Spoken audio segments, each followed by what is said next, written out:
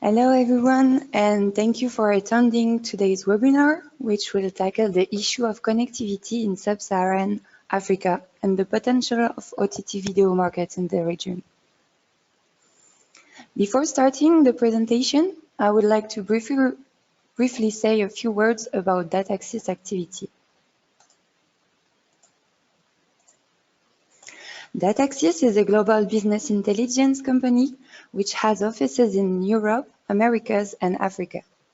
Regarding its research activity, DataXis is the leader in market intelligence of pay TV and telecommunication in emerging markets, including Latin America. DataXis also organizes events, namely Next TV CEO and Next TV series conferences, which are hosted in Miami, Mexico, Sao Paulo, Buenos Aires, Bogota, Berlin, Kigali, and Dubai. Finally, DataXis also proposes a newsletter, Next TV News for Latin America, Brazil, and Africa.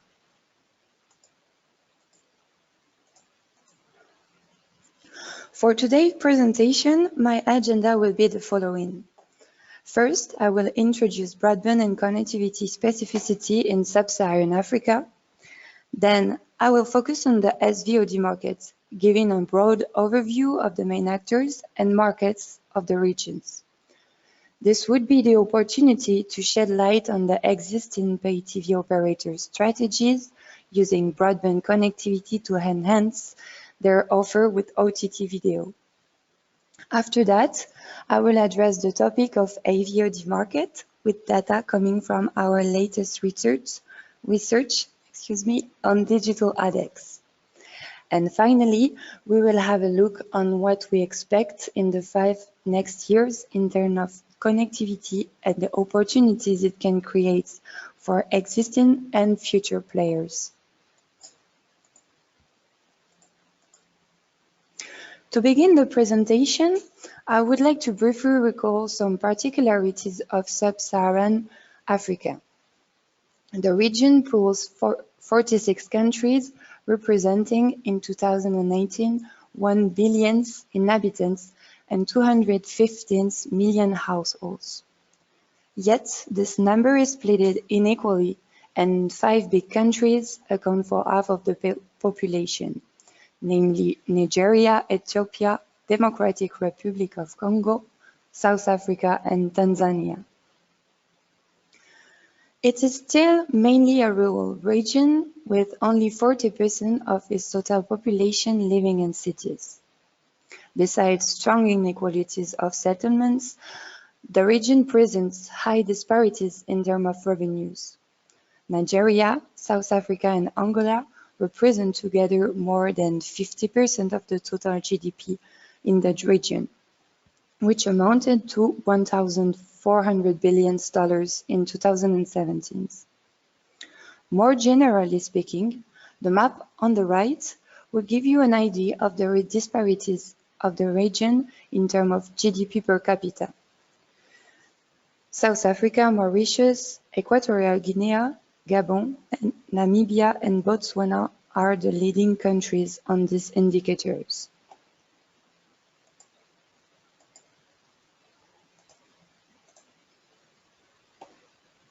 Sub-Saharan is not economically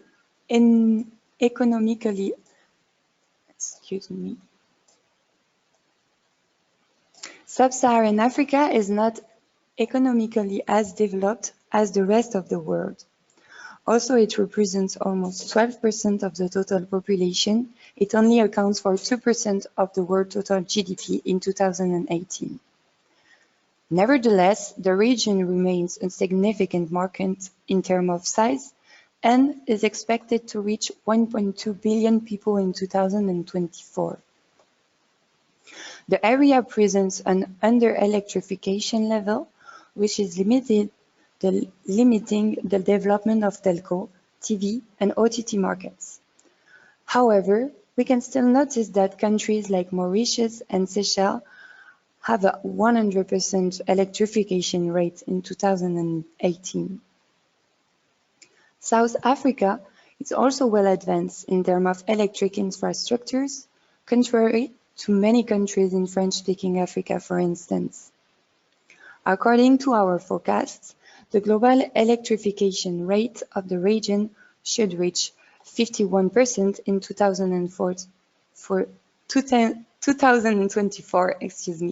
versus the actual 43%.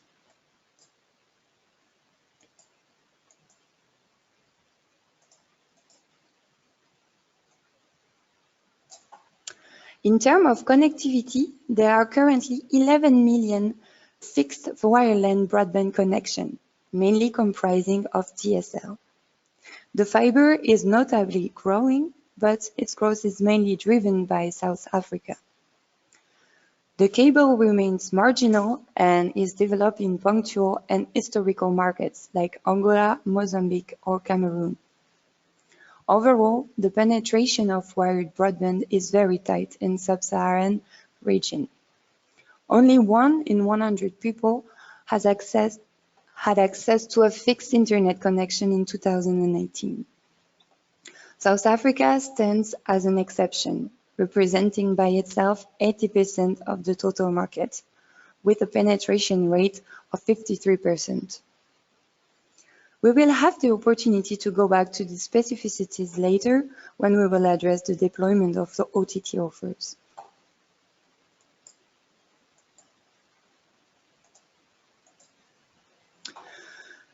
So, as we've seen, today fixed broadband remains extremely limited in sub-Saharan countries. This can be explained by the fact that the fixed telephony has never really been deployed in the region. In fact, the developments have been happening only in the main cities and mostly for administration and enterprise. Though we can notice several cases like in Ivory Coast or in Senegal, where investments have been made to develop DSL and fiber for IPTV. But those remain located initiatives and are taking place in zones where there is a solvent domain. The graph on the left shows the extraordinary boom of South Africa wired markets since 2 years. Aside DSL and fiber lines, we can see that fixed wireless connections are supporting the growth with 4G, 3G, and lately 5G routers geared toward a home usage. The fiber network in South Africa is very interesting because of its development based on a wholesale model in which several operators are constructing networks disposable for ISPs. According to us, this success could be reproducible to other countries because fiber deployment is much cheaper than years ago, and also it can create great opportunities on different scales. Several Pan-African actors are already leading the deployment of fiber, like Liquid Telecom, Orange in French-speaking Africa, and more recently, Vivendi/Canal+.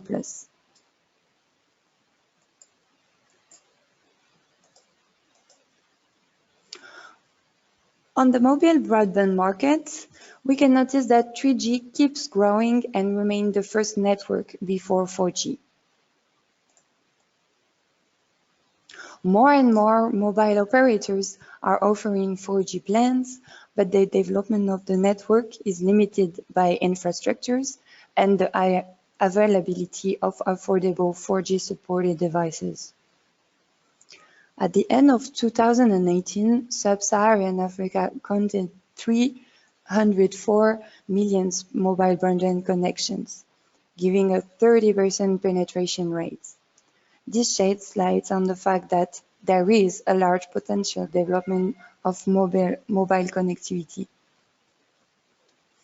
As we have seen, wired broadband is very limited in the region. Hence, the internet consumption is essentially mobile, which is associated with an individual usage. Although the current internet speed may not be enough for an OTT consumption, the opportunity of development are enormous.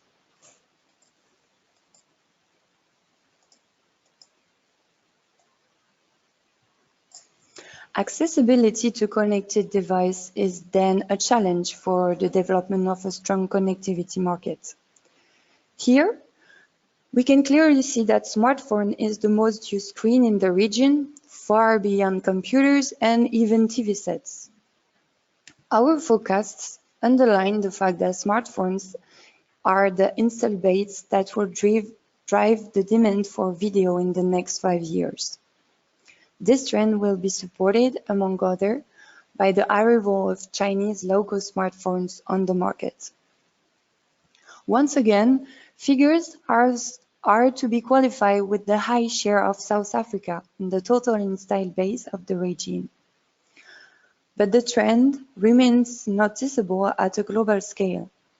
Strategy for OTT video would be a mobile one. This implies specific approach. First, on pricing, because as we have seen, smartphone is an individual device that implies an individual usage of data. In such situation, the power purchase is lower than in the scheme of traditional pay TV services addressing households, for instance. Moreover, there are other functionalities to examine in order to counter the problems coming from low speed and quality of internet. Some leading actors has already positioned themselves on the segment. Netflix, for instance, has launched a mobile priced subscription for its service in India.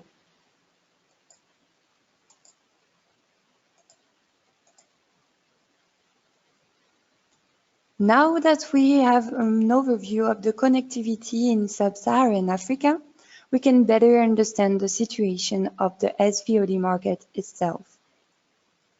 SVOD, or subscription VOD, can be defined as a paying on-demand video service.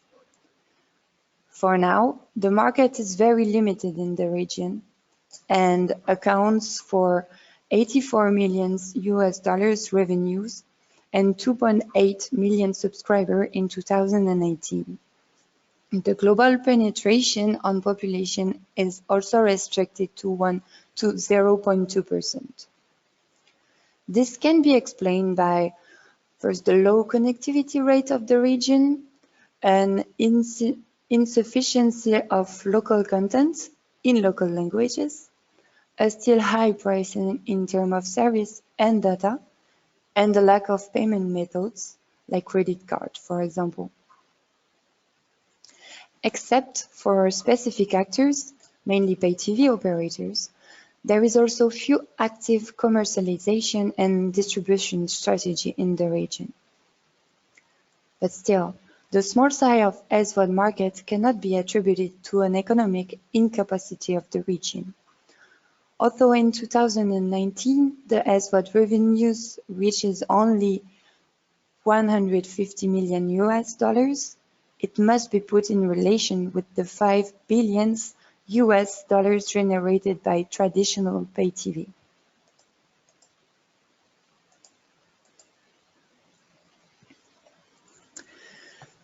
The worldwide and well-known actors of the paying OTT video market, like Netflix and Amazon, are present in the Sub-Saharan African market.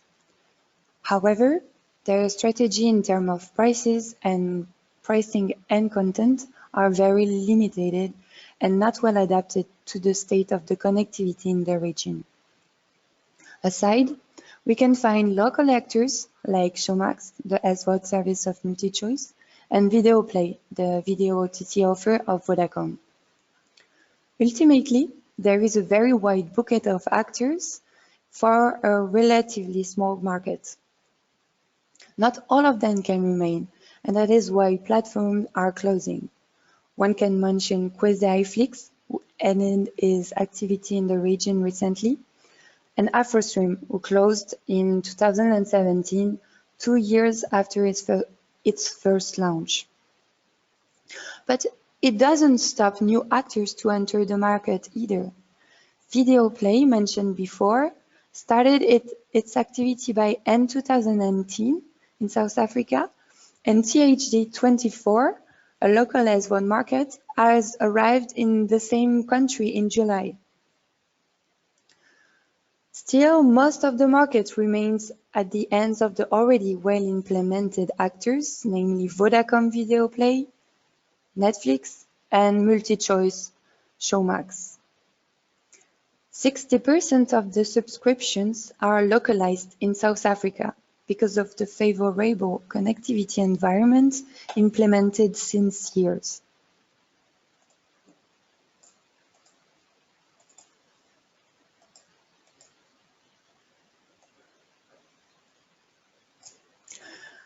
Another aspect that we can talk about is the emergence of a TV Everywhere service initiated by pay TV operators. TV Everywhere is a multi-screen offer associated and accessible with the pay TV subscription. The service is still far from being as spread as it can be in Western Europe, for instance, but the initiative is emerging in Africa. Today, the TV Everywhere offers of pay TV operators are mainly smartphones oriented because they remain the principal connected devices with an important usage.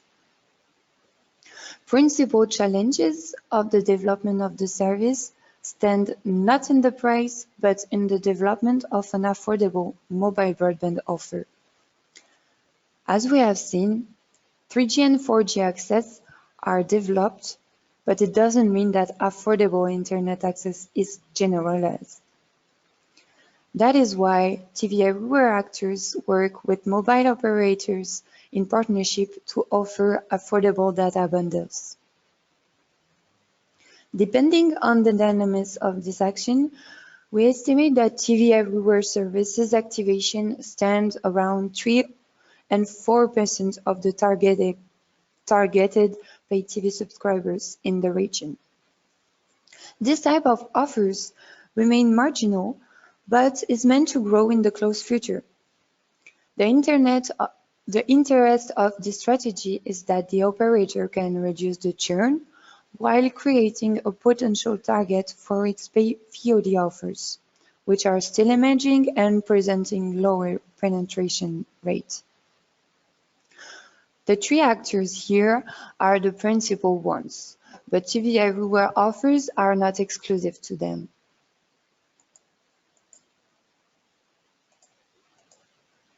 In the previous slide, I was talking about how operators can develop digital offers by deploying their content on other devices. It is a required strategy to address online audience because most of the current installed DTH and GTT base is not interactive. Yet, one can mention some initiatives in interactive decoders with the emergence of IPTV box, via fiber or 4G modems, and OTT box. There are some other propositions in specific markets, but the expansion is limited by the slow fiber development in the region.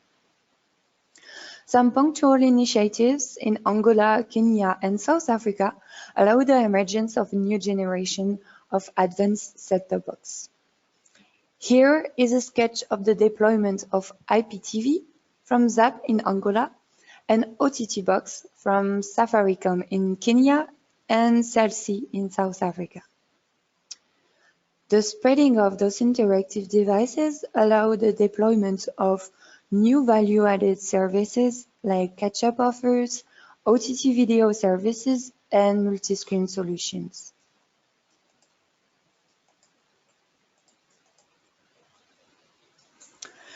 When we look to free video financed by advertising, we essentially find the two main global groups of the segment, Facebook and Google with its video service YouTube. Together, they undoubtedly represent the main source of video consumption in the region. The other AVOD platforms are more marginal.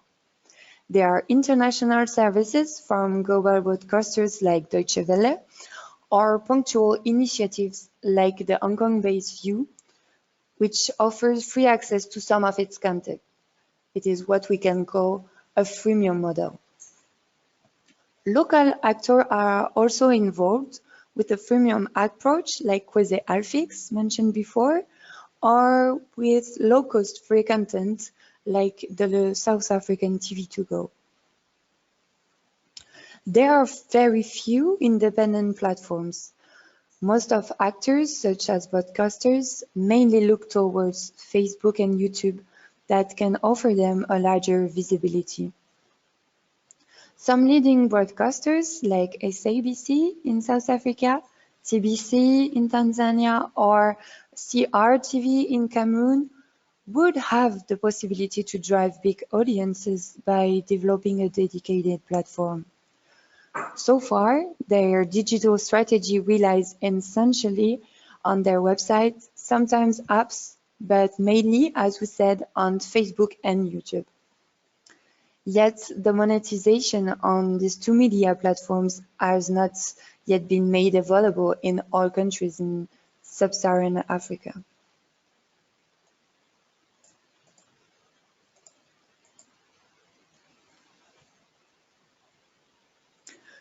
One noticeable difficulty on the online free video market is the lack of revenues driven by digital advertising.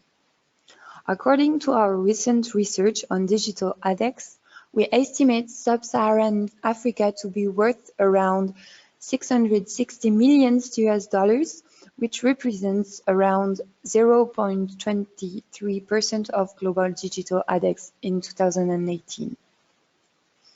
As you can see, when we remove South Africa from the total, there is little value left. The average digital ADEX per capita is put at 0.7 US dollar in the region, whereas the global average reaches $36, that is to say 53 times more. Excluding Europe and North America, the average digital ADEX per capita remains 25 times higher than in sub-Saharan countries. But, unsurprisingly, with almost $8 per capita, South Africa has the highest digital ADEX market opportunities of the region. Several countries, including Eritrea and Somalia, have a null or quasi-null ADEX. However, the small weight of Sub-Saharan Africa in online ADEX is coherent with the advertising revenues in other media, such as television. Free-to-air broadcasters' revenues in TV advertising stand around $1.4 billion US in 2018. It remains a small market, but still the double of digital video for the same period. Moreover, as we will see in the next slides, video represents only a share of the total digital ADEX that we have here. Nevertheless, the weaknesses of advertising offer in the region and on TV in particular are not applicable to the digital segment. In fact, the lack of audience is limiting the TV ad investments, but this problem is solved through online advertising, where metrics on consumption and usage are the norm. Hence, the advertising expenditures not spent on TV because measurements aren't available could find a valuable outlet in online markets, in particular if online usage continues to grow. On another note, free-to-air TV remains a very fragmented market in sub-Saharan Africa, while on the online segment, we can already find the global actors.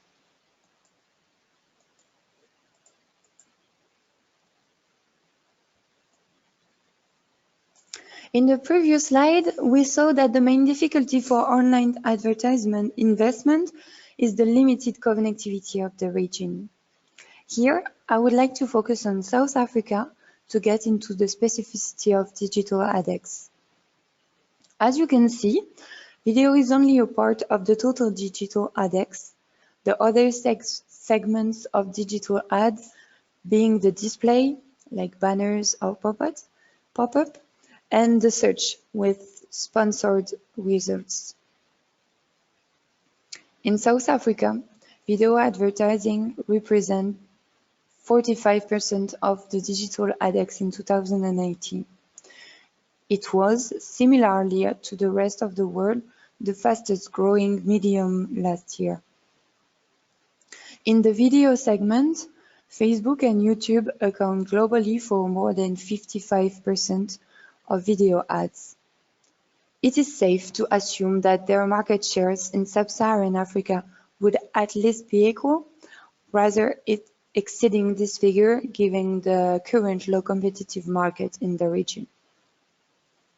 I would like to underline briefly that ADEX represent the expenditures of advertisers and not the revenues received by the media.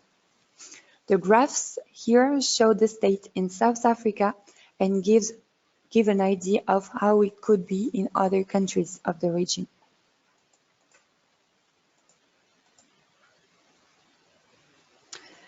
Now it is time to conclude, and to finish, I would like to show you our forecasts on the broadband, both mobile and fixed. As we have seen, the future of OTT video in Sub-Saharan Africa will depend on the evolution of connectivity. We think that the growth will be relevant enough, at least on the mobile broadband. Without surprise, growth in wired access will be driven by South Africa, who will strengthen its domestic market. In terms of mobile broadband, 4G is expected to remain below 3G connections, but it should reach more than 30% of total subscriptions, granting the market with a sustainable growth. With this scheme, we believe that in the next 5 years, the TV market won't be as transformed by digital video as it is in North America or Western Europe. Hence, pay TV actors are already present on the OTT market, and stand at the leading figures in the deployment of paying streaming. Furthermore, online video will not represent a substitute in terms of connectivity, usage, network, or access. Sub-Saharan OTT video market should represent a limited competition to traditional TV and its development on both free and paying model. It's forecast to rely on mobile.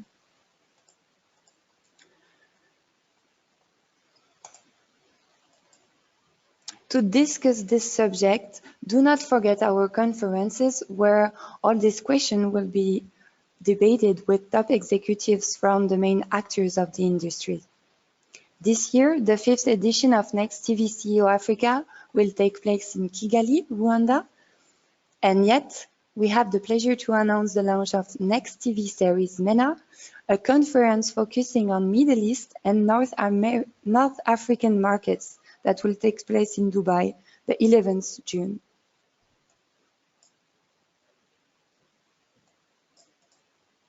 Now I will take some questions. You can submit it in the chat.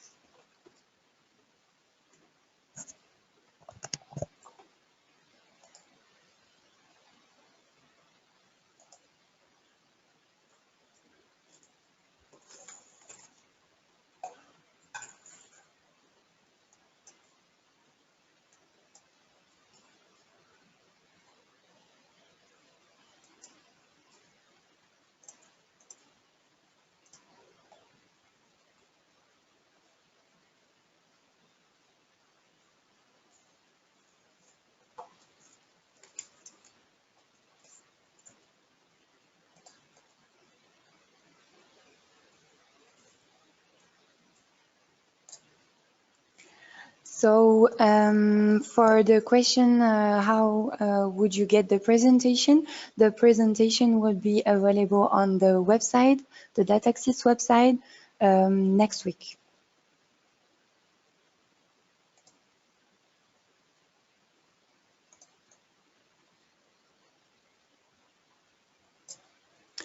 How do you estimate mobile broadband penetration? So this is a question of methodology. I think you can, I would come to you directly by email.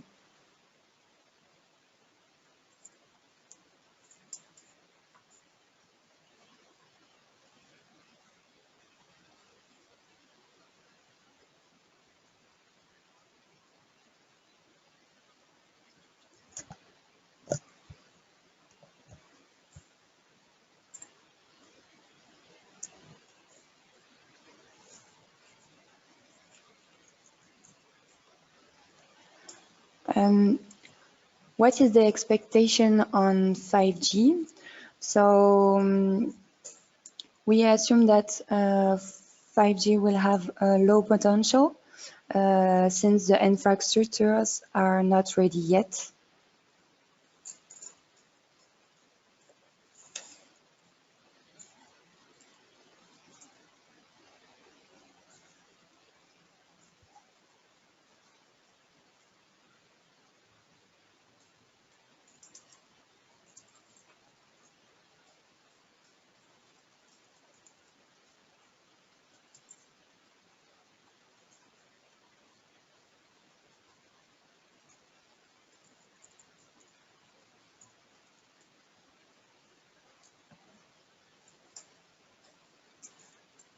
So, any specific data regarding Nigeria? Yes, we are tracking actually all the OTT and pay OTT markets on our database. So you can make an inquiry to us directly, or maybe ask more specificities by email. I will respond to you.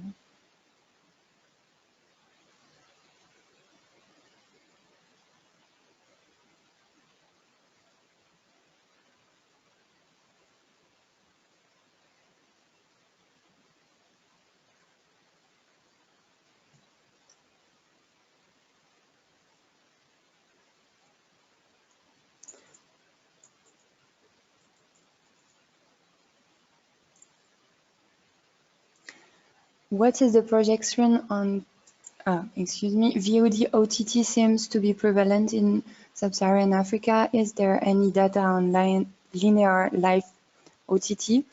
There is few offers, and we are tracking the paying one on our database.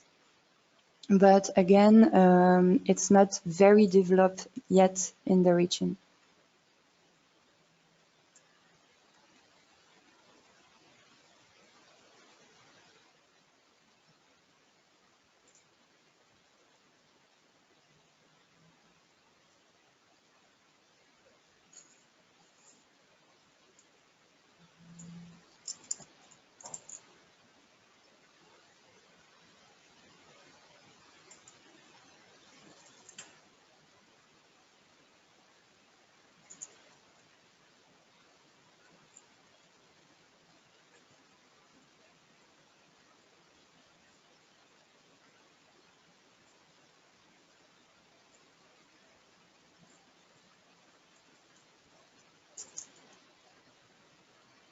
What is your projection on IT linear OTT? So as we said, it's very linked and dependent on the broadband connection first.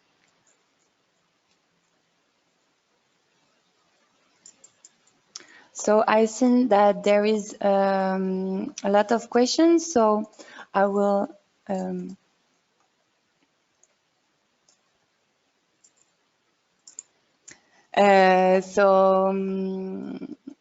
I have missed some questions. I will go back to all of them directly after the presentation, and I will personally email you those who have not received an answer. Clients of DataXis can also write me through an inquiry for more precise insights. This is the end of this webinar. Thank you very much for attending the presentation. Again, it will be available on the website, DataXis website, And if you need further information about today's topic or about the data access conferences, do not hesitate to write me an email. Thank you all. Goodbye.